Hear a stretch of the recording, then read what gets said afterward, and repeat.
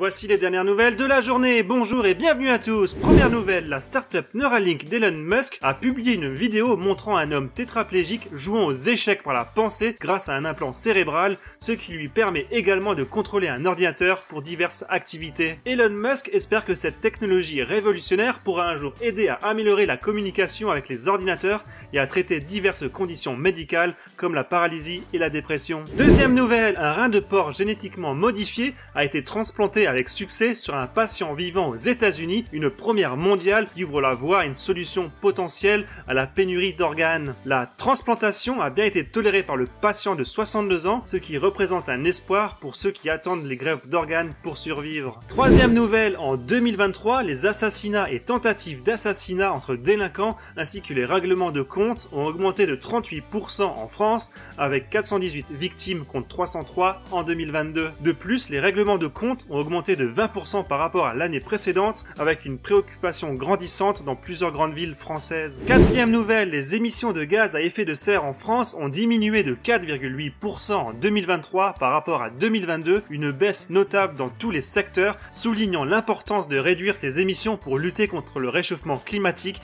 et atteindre la neutralité carbone d'ici 2050. Cinquième nouvelle, le marché français du jeu vidéo a atteint un chiffre d'affaires record de 6,1 milliards d'euros en 2023. Cette croissance remarquable positionne la France comme l'un des marchés les plus dynamiques en Europe, avec une hausse spectaculaire des ventes de consoles et une progression continue des ventes de jeux sur console, PC et mobile. Et enfin, dernière nouvelle, l'ancien général âgé de 72 ans, Prabowo Subianto, a remporté l'élection présidentielle en Indonésie dès le premier tour avec 58,6% des voix, ce qui soulève des inquiétudes quant à l'avenir de la démocratie dans le pays. Largement en tête des sondages depuis des mois, il a remporté une victoire confortable malgré les préoccupations concernant d'éventuelles irrégularités et la contestation de son principal rival.